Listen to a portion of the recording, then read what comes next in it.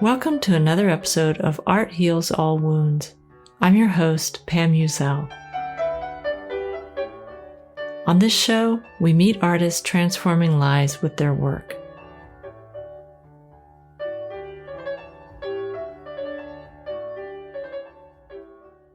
What do you think of when you hear the term psychedelic drugs? Do you picture the scene from Easy Rider where everyone is having the wild, horrible acid trip in the cemetery?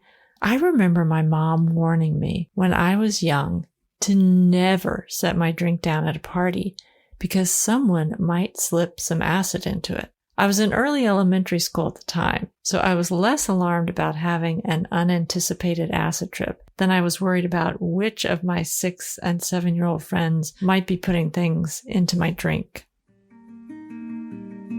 Flash forward about 15 or so years later, I was walking with a friend through the Mission District in San Francisco.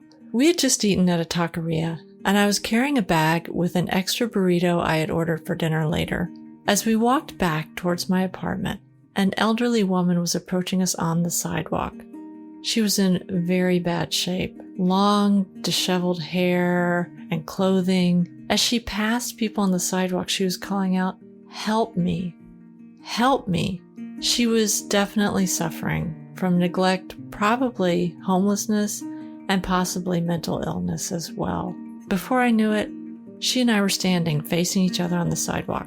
Our faces were less than a foot apart, and I had taken both of her hands in mine. I remember her looking at me through watering eyes, and she said, "Can you help me? I'm so hungry." Of course I could help her. I had this extra food. I gave her my burrito, which she took to a nearby bench and sat down to eat. Do you feel like you have to shut down some of your humanity when you walk down an urban street? I do. There's so many people suffering from homelessness, untreated mental illness, and addiction on our streets. I get overwhelmed with feelings sometimes, guilt, sadness, and sometimes fear. I often just pass by, offering up a quick Om Mani Padme Hum as I pass, really just feeling helpless to know how to help in that moment. So what was different about that day when I was able to stop and connect for just that moment with the elderly woman on the street? My friend and I had taken mushrooms about an hour before. Instead of feeling paralyzed by negative emotions, I was able to feel what I think I was meant to feel: empathy. I've never forgotten that experience. On June 1st, the California Senate passed a bill that would legalize the possession and sharing of psychedelic drugs in the state. It's not law yet. It would still have to be passed by the House. A friend and colleague of mine, documentary filmmaker Marjorie Sturm, has been creating PSAs on behalf of Decriminalize Nature SF, an organization which seeks the decriminalization of many plants, including psilocybin mushrooms. I've asked her to come on the show today to share what led her to get involved in this campaign and how this topic overlaps with her documentary film work. You're listening to Art Heals All Wounds.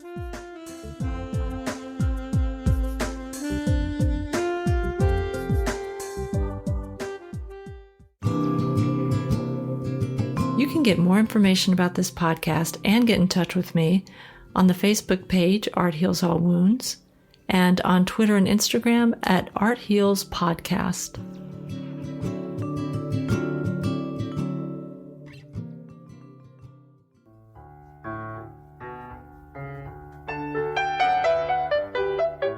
Up next, our deep dive with this episode's guest on Art Heals All Wounds.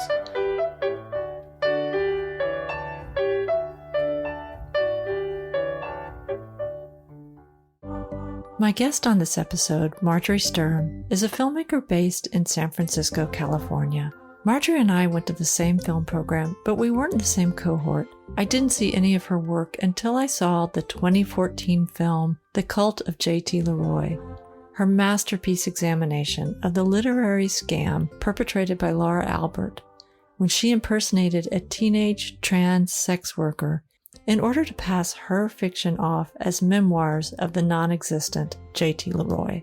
literary agents, publishers, artists, celebrities, and ordinary people were taken in by the scam, resulting in book deals, movie options, and donations of money and time to a young person who had purportedly been sexually exploited by his mother and other adults, working as a sex worker as a teenager, and eventually becoming HIV positive.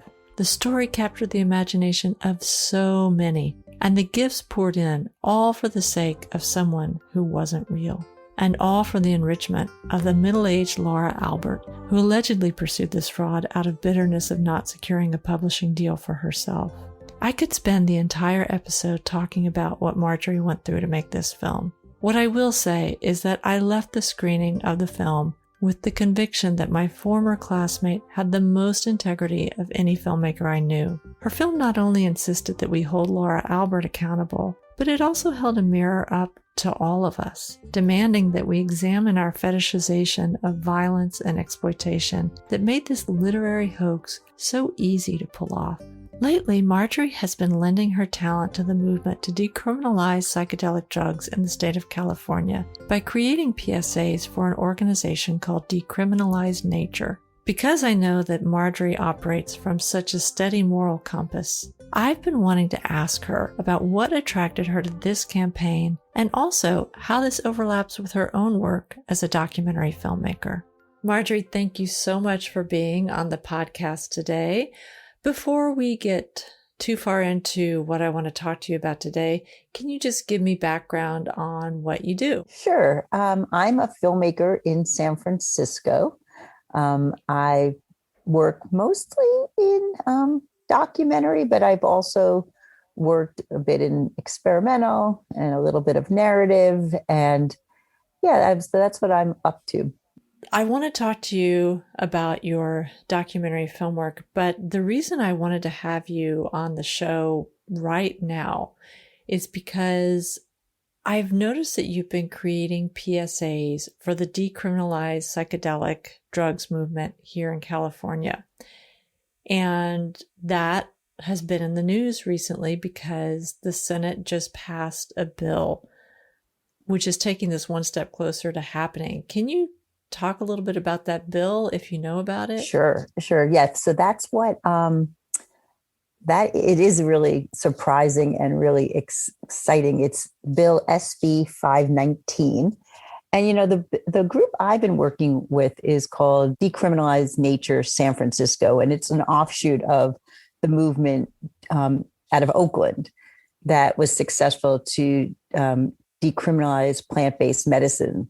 But this is a bill that actually takes it even a lot further than we were even expecting, because we've been trying to do in San Francisco what they successfully did in Oakland, which is, you know, to get a supervisor on board and that there'd be a resolution that, you know, that it's, you know, a low priority, that, you know, no one's going to prosecute for using plant-based medicine. And what this bill does is actually decriminalize and potentially legalize all psychedelics in California. Wow. And so it cleared all the committees, it cleared the Senate, and now it looks to go vote in the Assembly, and it looks like it will pass. Like it's going, I mean, the Assembly has more Democrats on it. It's considered less conservative. Mm-hmm. So the Senate, which was really close, it was like one vote, you know, so it looks like this is going to be, you know, it's a huge, huge thing for California. And there's been a lot of different people working on it. Like it's the Decriminalize Nature movement, but there's also, you know, MAPS and a lot of other components. Veterans have been working on it, and just, you know, Drug Policy Alliance, people who were just interested in these issues really a long time because of the war on drugs. Mm. So it's just this idea, you know, especially, you know, with the state of mental health the way it is, the state of opioid addictions, that we really aren't in a position to turn down possible treatments that are being successful for people. So yeah, so that's a little.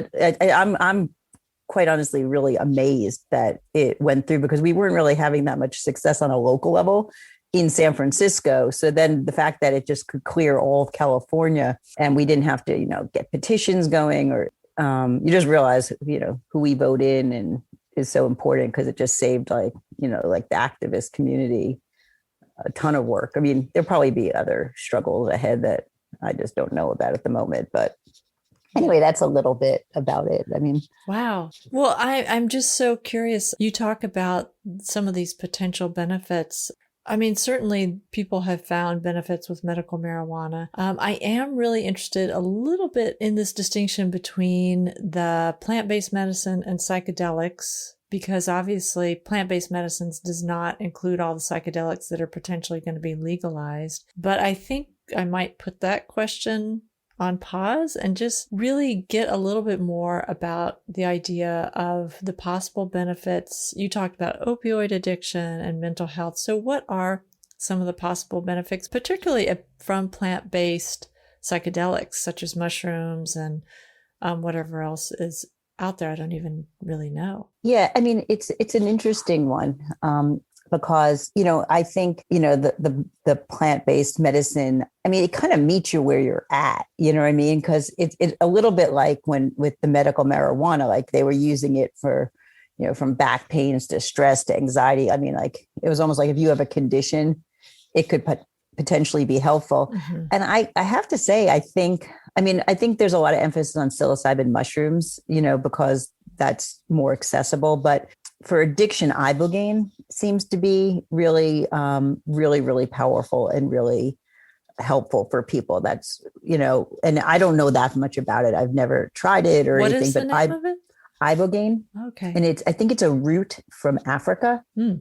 So, I mean, that's the thing that's interesting is that people have been using these plant-based medicines around the globe for centuries, successfully in all sorts of, mostly ceremonial, or, with a curandera, a doctor of some sort that they would go to. But I mean, people have been using them for addiction, but also like veterans with PTSD. There's been studies, about, how helpful that is. And that's been someone I know the veteran community has been really active in promoting this bill, SB 519 too, because it's been really helping veterans. And then there's people, metaphorically, there's a lot of veterans in our society from the war on drugs or, poverty or however, our culture is not always benign. Mm-hmm. So there's a lot of people in different circumstances that could potentially, benefit just, even, people with, all sorts of troubled backgrounds that, might otherwise be functioning well can function better. Mm-hmm. So, I mean, CIIS, the California Institute of Integral Studies, has had a program where they've been like certifying people to be sort of facilitators for a while. So, the people in, sort of non-traditional communities in the psychological fields have been working, underground mm-hmm. for a while, mm-hmm. with these medicines. That's really fascinating. One thing I'm wondering is what made you want to get involved in this movement? That's a good question and a big question. It's interesting because I used, like in college, mushrooms, and they were incredibly helpful. Like I definitely think they just aligned me with my life and my purpose. And I don't think I was suffering from anything specific, just, general dissociation that we all do, where we're just like on a track and we've been on this sort of conveyor belt, from kindergarten and you're in college and it's hard to know, what your goals are really divorced from, the pressures of society or your parents. And I mean, and I don't think you ever actually do separate them, but you can come to better understanding right. of what your true desires are. So, I mean, I had those early experiences that were, really interesting to me. And then in the late 90s, 1997 and 2002, I went down to Huautla de Jimenez and did 2 ceremonies with the Mazatecs with a curandera there. Mm. And so, and I filmed those experiences. This is in Mexico? Mm-hmm, in the mountains of Oaxaca. Okay. Exactly. And so I went before film school and after film school. And, And so I have this footage, which is almost like now archival footage of these experiences there. And I remember just being sort of shocked and just like, moved to my bone that this was part of their culture, that this wasn't anything they were paranoid about, or they didn't have this like persecution complex. That's a big part of the experience in the United States, that you're doing something illegal, and how that illegality affects you mentally, when you're trying to do something potentially healing. And also the fact that I was just moved that, the context that I would be doing them, wandering around in a parking lot, after a Grateful Dead show or something, just like unsafe environments really too. When I think about it, like I remember being at Hippie Hill in Golden Gate Park and like listening to someone have like a psychotic break about, 6 feet from me, just not, and just very little information on how to do proper set and setting, relatively speaking, to now what's going on. Right. So anyway, that's the backdrop. And then I've been kind of thinking about this film and how I would put it together on a modern, like now, if I was to re-engage with it, you're talking about this footage that you shot when you were in Mexico. Yes. Exactly. So then I've been thinking about trying to make it, like, use it somehow. And I went to the conference in Oakland in 2017, and, it was interesting, but, compared to issues around being evicted, I was like, what do psychedelics mean while I'm getting evicted? But in the beginning wait, you got to stop. So you're talking about you went to the Decriminalize Nature conference. The psychedelic conference in Oakland. Okay. But I'm sorry. But during this time, you were also being evicted? Yes. Okay. And so that was really stunning. Like it just felt, and there's a lot of things. I mean, one could argue, all of lots of healing modalities. Right. I just want to explain to people who aren't from the Bay Area, being evicted is one of the worst things that can happen to you, because there's so little housing and it's so incredibly expensive. And it is almost like a sentence of saying, you just have to leave here or you're going to not have housing. So it was terrorizing. I want to make that really clear, what a very big deal it is. It's your worst nightmare is to be evicted. Okay. Yeah. And there seriously was nothing in the greater Bay Area. Like we were looking at Vermont, just there was nothing. And that just a big uprooting and so forth. And even Vermont, we'd be moving there without jobs or anything. There's just nothing. And you have children.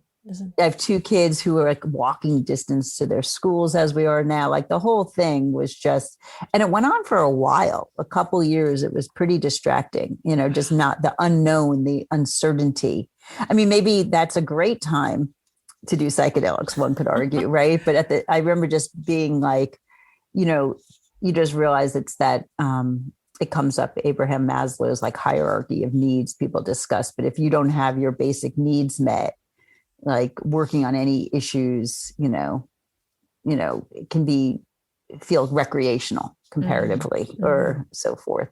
So I was in that headspace when I was going to this conference, but I was still kind of working and gathering and trying to just try to figure out a structure for this old footage or think about it.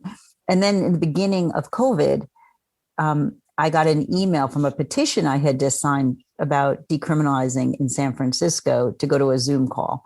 And so it's been about since COVID that I started working with this group of people once a week on, local issues, basically. And, we've been sort of calling our group Decrim San Francisco because we're kind of also interested in like decriminalization issues, maybe of prostitution and, just other, like a broader thing than just maybe even nature is up. And it was discussed. I don't know where everyone's at now, but that was one of the discussions. So anyway, this is this sort of activist group that I've just tapped into, and it's been interesting. It's been super kind of fun and mellow. It's not, but sometimes activist circles are a harder edged group, but this is a pretty soft edged group, How did they find out that you were a filmmaker and would be a great person to create these PSAs for them? Did that come up right away, or what happened?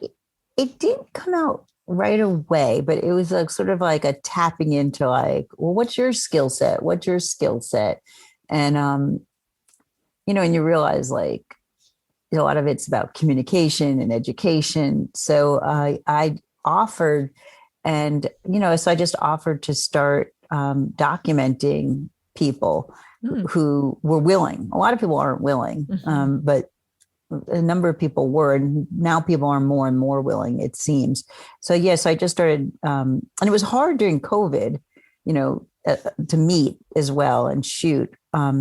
But now it's really picking up more because it's just easier, because just always shooting outdoors, depending on the weather and the wind and all that, is tricky. Right. So yeah, so I just started kind of dual purpose to do these, like I'm making these like quick PSAs or like 2 to 4 minutes, and then asking if, I don't know, again, because until I structure it completely to be able to use it in a feature documentary. Okay. So when you say that you're documenting people, these are people who have some sort of practice with psychedelics. Yeah. So the people I've documented, one's like a UCSF researcher who on psychedelics, and one owns a storefront in San Francisco where it's all about just plant medicine and mushrooms in general, mostly just mushrooms, but like turkey tail and different types of mushrooms, but also psilocybin mushrooms that he's focusing on different, medicinal properties of mushrooms, which is just interesting in general. And there definitely is a movement behind that too, that my son has made me aware of, that people are really taking mushroom capsules and mushroom teas, and that mushrooms in general just do amazing things, for your mind and elasticity and stuff, or neuroplasticity is, I guess, the term people are using. Just they're anti-cancer, from reishi to turkey, all this. So anyway, I've been learning a little bit about that, not much. But then I also interviewed 2 people on the board of Decriminalize Nature from Oakland. And I have another one of those lined up. And then I did a transpersonal psychologist. I interviewed her. She's someone who helps people integrate these experiences or prepare people for these experiences.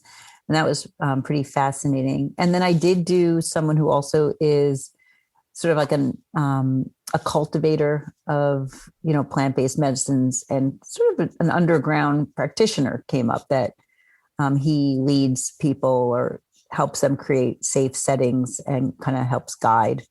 I didn't know what exactly he was up to. I knew he was a cultivator, but he does seem to like go to people's environments or invite them into his own environment and sets up the space for them as well. Well, this is fascinating because you talked a little bit about comparing your experiences of doing psychedelics like mushrooms or something here in the US and then doing them in Mexico where it was not illegal as part of the culture.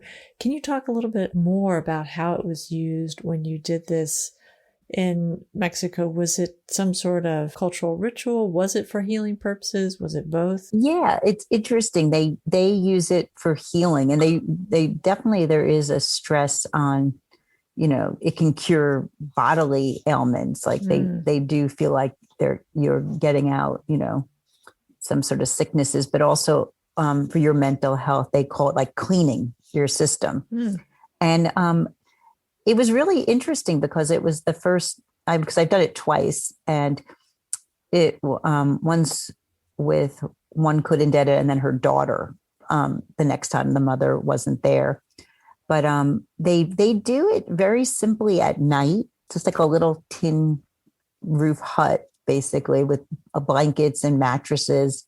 And they always do it at night, and you kind of just curl up with these blankets, and they give you the little mushrooms and you eat them, and they have, songs that they might sing, and some incense, and some candles. And then it's a hybrid religion with Catholicism. So they still have like, some Jesus, statues or paintings with all sorts of flowers, just like a sort of an altar space, I guess, that they're in front of.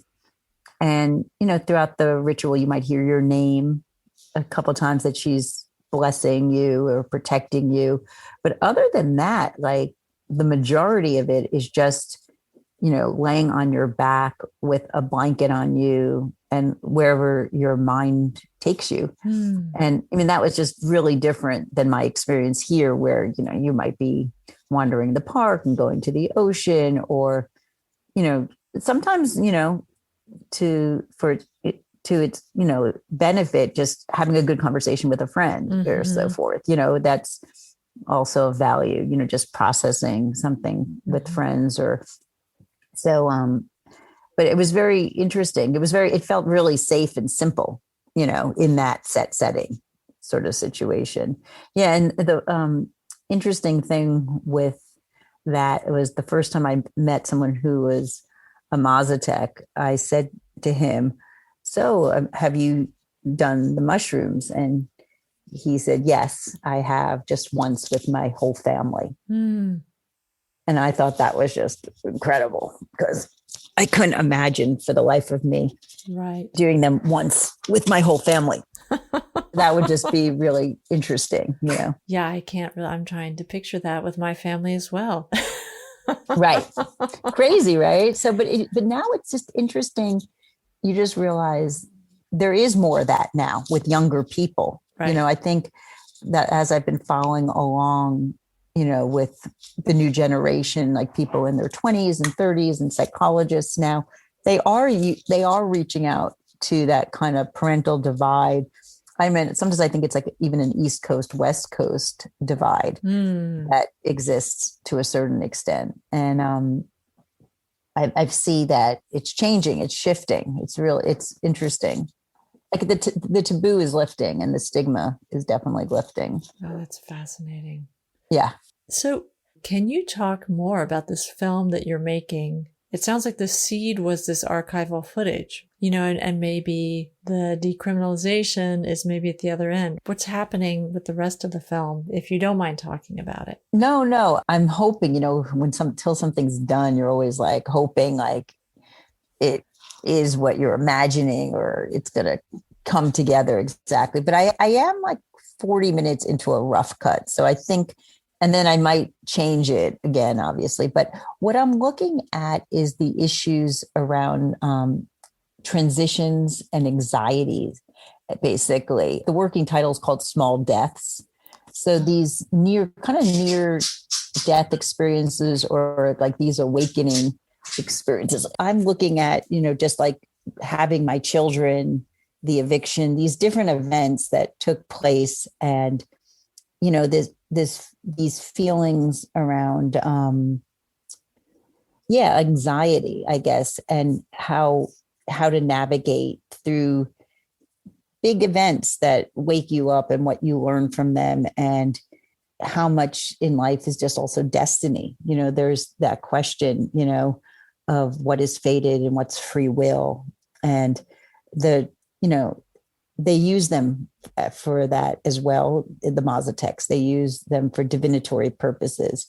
And that's always been something I'm interested in too, because I do tarot cards. So I'm kind of dealing with, a lot of the stuff I documented along the way. I just have been documenting my life pretty actively always. Not everyone does that. It's a little nuts, but I do document a lot of my life. And I've been a pretty manic journal writer as well.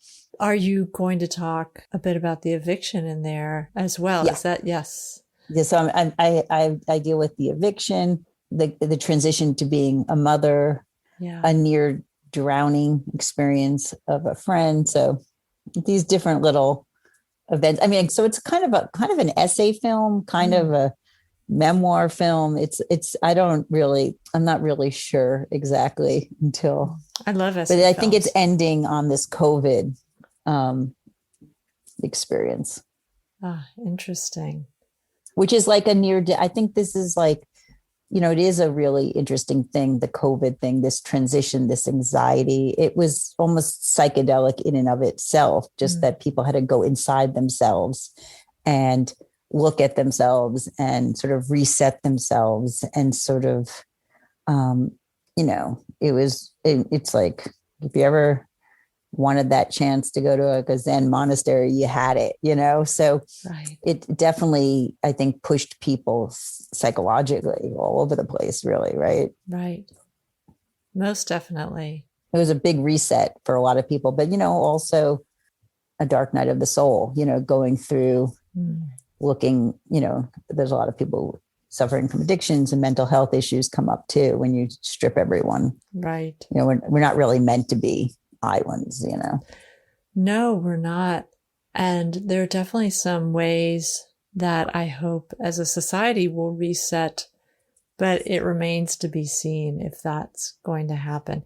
I think as individuals, we were forced to reset, but a lot of the structural things that maybe also needed to reset didn't. And that's an interesting contradiction there for us all to be living with as well. Totally. But I do think maybe this SB 519 bill is coming out of COVID. Like, I think we're at even the legislators know that we're at like a dead end, like that, in terms of like the war on drugs and things like that. Yeah. And even like antidepressants aren't really working. We don't really have addiction treatment. Like, we were really not in a position to turn down possibilities for people to heal. And it's definitely not like everyone's medicine, and everyone shouldn't do it. It's not like something that can cure everyone necessarily. And people may not want to, but the people who want to should have access, and they should have informed access. And, it has a lot of potentiality for, all sorts of good things. But I think that's out of COVID, that it's just, people are willing to sort of take a chance a little more. That's such a good point. You said that you're in the editing process of this film. Do you have a timeline in mind, or are you just letting it happen as it happens? I really feel like the good thing with doing these PSAs is it really gets me in touch with the footage of these interviews. So, and I've never done this before, but I really enjoy that dual purpose of like, and that kind of immediate satisfaction of just releasing something and making these like sort of short documentary pieces, 2 to 4 minutes, that you just kind of put out there. And then I mean, a lot of the interviews are an hour long, so I could be, extracting from a lot of other parts. So, I mean, I feel like if I can, just stay the course, I would love to have the final cut by the end of the summer. That would be my goal. And then maybe have people watch it and then take feedback and then change it. And maybe, who knows, like it could look a lot different, Right. But that would be my goal. And I see it as just sort of a short feature, about an hour and 10 minutes. So it's at 40 minutes. So I think this last part could be like another 20, 30 minutes. Okay. Well, I'm excited to see it. I loved your previous film, The Cult of J.T. Leroy. To me, it's a classic that everybody should see. So I'm very excited to see this one when you come out of it or when you finish it. I remember thinking I didn't know if I could find something crazier or weirder than that. And then I'm like, oh, wow, this is getting this. I think this is pretty crazy too, or going some places as well. Right. But the thing about The Cult of J.T. Leroy, if people haven't seen it, it is about, and I'm totally blanking on her name. What's about? That's okay. Okay. Yeah. Laura Albert. Oh yeah. Thank you. Yeah. You can blank it. Yeah. Actually, I don't know if I want to give any more energy to her. Right. But if you have any interest in literary fraud in general, you should watch The Cult of J.T. Leroy. It's wonderful.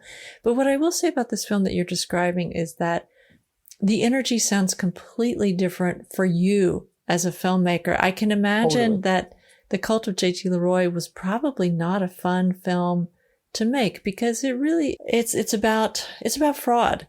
And Totally. on a It's a very dark part of human nature, yeah, for sure. a very deep level of fraud, not just like, hey, I stole your money, but I stole a lot more from you than your money. But this, I love that it's personal, and I love that it is about dealing with stressful transitions, but it does sound like ultimately there are aspects of healing in the film. Exactly. It's really, and on that level, it's polar opposite. Yeah. And that's why it's been super pleasant to work on. Right. You know what I mean? Like everything's just been kind of easy and pleasant as opposed to not. Yes.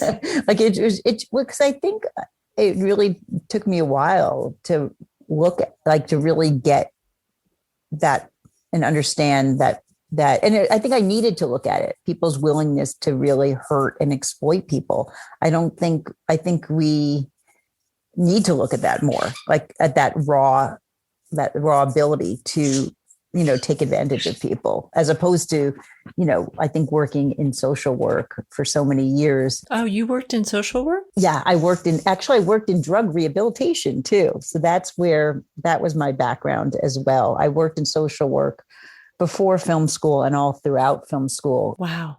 That gives me such insight into the cult of J.T. Leroy and also this film. Yeah. One question I have is, what is it like to make a film that is personal? It's about yourself. It's about your journey. It's about your family. What is that like? It's really scary and very, very strange and very, it's really just like you sort of have to leap out of it in this weird way and almost have to watch it objectively. And I think that's what makes it somewhat kind of healing, or that's how you process these emotions and you process these events that might in your own memory have been distorted in a way or been made scarier or worse. And then you watch the footage kind of calmly, and it loses its impact as you watch it over and over again. And you things that might have upset you at first upset you less. And I think that's maybe one aspect on a personal level that's good. And then, but I mean, honestly, when you make a personal film, you hope that it's going to appeal to people more than just yourself, that somehow that the personal, if not universal, because I think that's a stretch, it may not be universal, your story, but if you, that at least that it overlaps with other people's experiences as well. So, I mean, you just begin to realize, I think with the personal film, I realized that, I'm not that unique, you know what I mean? Like anything I've gone through, the struggles I've gone through, other people are going through too. And I just happen, to be filming a lot. I filmed these experiences at the time. And I think I do it at the time. It's a way of feeling like you're controlling your time. It's a way of kind of helping process these experiences. And like, I just remember when people were coming to look at the apartment because they were interested in buying it, I was like, I'm going to film them. And it felt like something I could do instead of just sitting there and like having people roam around your apartment, not knowing if you're going to get evicted or not. Right. Like I bear witness, so there's a way that it keeps you present, I think, in your own life to bear witness while it's happening. And then it helps you process it later. I think it's similar to rereading a journal too, but I don't think I publish my journals, and that's the difference there. You know what I mean? But I've been always a journal writer. So I think it was an easy transition into making a personal film. I did one other personal film at one point called Honey and Eggs. And I think after you make one personal film, you think you'll never do it again. Right. And then this one, I do have talking heads. So it's not entirely personal, this one. So I feel like it buffers it, a little bit. Okay. I can't imagine making a film like 100% about me. That just wouldn't be my style. But, I'm in this one a lot more, obviously. So are other people that I know and so forth. I think making it is a lot of fun. I think the question really is what will it be like to show it? And I think that could be less like. That's always the question. It's always the question, right? So I mean, I have to say making it is a breeze in a sense because it's pretty pleasurable, on that level. Right. Well, I would like to see it. So yeah, I look forward to showing. You'll definitely be one of the first people I'll get that cut. I'm almost there. Okay. I have to. Yeah, it's so hard though. Yeah. If people want to find out more about your work or what you're doing, how can they do that? Probably just going to the Decrim SF Instagram. You could see those videos, or they're also on YouTube. And probably just like Googling my name, and you'd see the films and all that, I guess. I mean, I don't have I used to have, but I don't have anymore. Just like my own personal website, Yeah. It's more there's one for the Cult of J.T. Leroy, and there's just, my trail of activity out and about. Well, that sounds wonderful. And I am very excited for you to finish this. And maybe once you're done, you can come back and tell us about the finished film. Oh, thank you.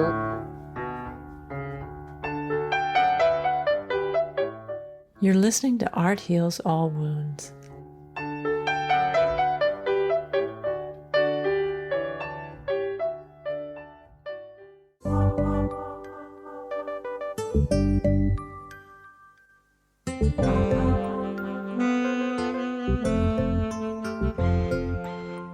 Remember to be in touch on my Facebook page, Art Heals All Wounds, and also on Twitter and Instagram at Art Heals Podcast. I'm so grateful to Marjorie for letting me interview her for this show. If you'd like to know more about Marjorie, you can Google Marjorie Sturm, MarjorieSturm, to get an overview of her work. Thanks for listening to this podcast. If you like this episode, please share it. The music you've heard in this podcast is Yellow Light District and Autowaschenlage Instrumental by Lobo Loco. Beethoven's Piano Sonata No. 15 in D major was performed by Karina Galanian. The special music and the intro of this podcast is by the artist Mon Plaisir.